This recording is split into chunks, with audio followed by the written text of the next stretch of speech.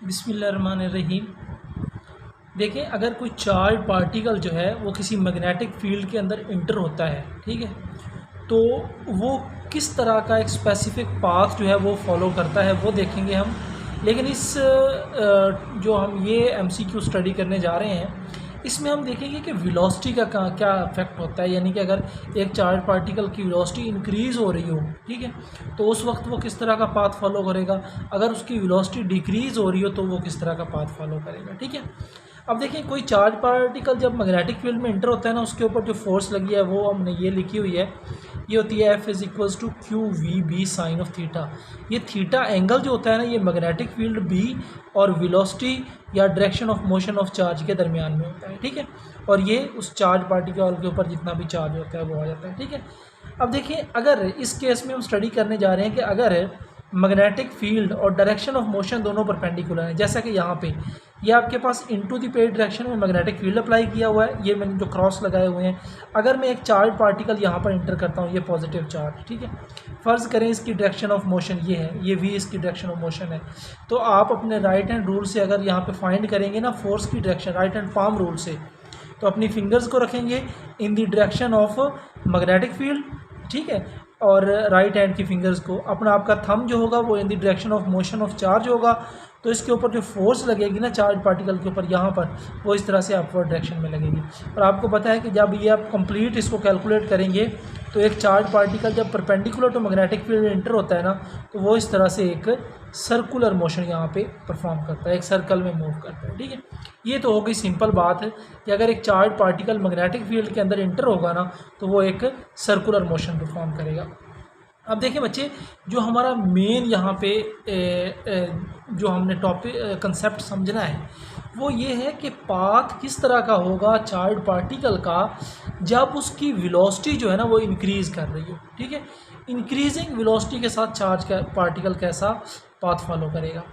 हम इसमें यही कह देते हैं कि फ़र्ज़ करें आपके पास v जो है वो परपेंडिकुलर टू b है, यानी कि मैग्नेटिक फील्ड और वेलोसिटी जो है दोनों परपेंडिकुलर है, ठीक है। अब देखिए, ये जो चार्ज पार्टिकल यहाँ पर जब ये दोनों परपेंडिकुलर होंगे तो चार्ज पार्टिकल एक सर्कल में मूव करेगा, ठीक है। लेकिन एक और इम्पैक्ट यहाँ पर हो रहा है बच्चे, वो ये है कि वेलोसिटी जो है ना इसकी v, वो क्या हो रही है, इंक्रीज़ हो रही है। वेलोसिटी इंक्रीज़ हो रही है, ठीक है। अब वेलोसिटी अगर इंक्रीज़ हो रही है तो आपको पता है रेडियस जो होता है ना, जिस सर्कल में ये मूव करता है चार्ज पार्टिकल, उसका जो रेडियस होता है वो वेलोसिटी के ऊपर डिपेंड करता है। उसके लिए हमने एक फार्मूला ड्राइव किया हुआ है कि r आपके पास होता है mv/qb। अब बच्चे देखें, यहाँ पे मैग्नेटिक फील्ड आपने यूनिफॉर्म अप्लाई किया हुआ है तो मैग्नेटिक फील्ड चेंज नहीं हो रहा, ठीक है। क्यू जो है, जो चार्ज इंटर होगा उसका जो भी चार्ज यहाँ पे इंटर होता है, ठीक है, उसके ऊपर कितना चार्ज है वो भी उसका कांस्टेंट होगा और उस चार्ज का मास भी आपके पास कांस्टेंट होगा। तो वेलोसिटी यहाँ पे जस्ट हम कह रहे हैं कि वो इंक्रीज़ हो रही है। और आपको पता है कि आर जो है इस इक्वेशन में अगर बाकी सारे कांस्टेंट हैं तो आर डायरेक्टली रिलेटेड है वेलोसिटी के साथ, ठीक है। यानी कि अगर वेलोसिटी बढ़ेगी ना तो उस सर्कल का, जिस सर्कल में यहाँ पे चार्ज मूव करेगा, क्योंकि वेलोसिटी और मैग्नेटिक फील्ड परपेंडिकुलर है, तो उस सर्कल का जो रेडियस होगा ना वो यहाँ पर आपके पास बढ़ेगा, ठीक है। ये बच्चे बहुत इंपॉर्टेंट कंसेप्ट, ठीक हो गया बच्चे।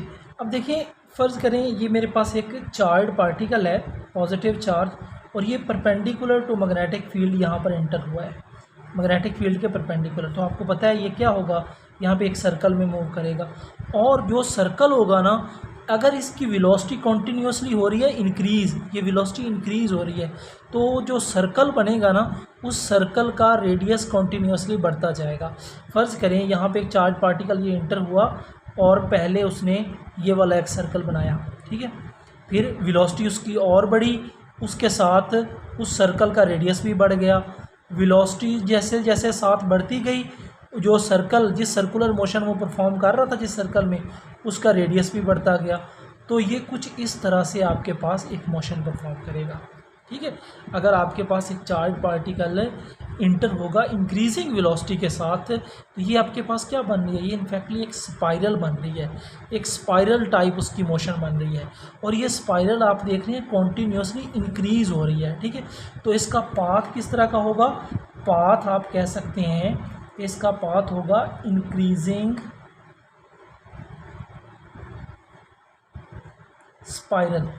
ये इंक्रीजिंग स्पाइरल पाथ होगा जब एक चार्ज पार्टिकल मैग्नेटिक फील्ड के अंदर इंटर होता है और वो इंक्रीजिंग वेलोसिटी के साथ इंटर होता है। तो ठीक है, अब देखें सेम इसी तरह का हम एक और देखते हैं कि अगर वेलोसिटी डिक्रीज़ हो रही हो तो देखें, बाकी तो सारी चीज़ें आपको पता है, ये भी रिलेशन आप देख चुके हैं कि आर जो है ना वो डायरेक्टली रिलेटेड है वेलोसिटी के साथ।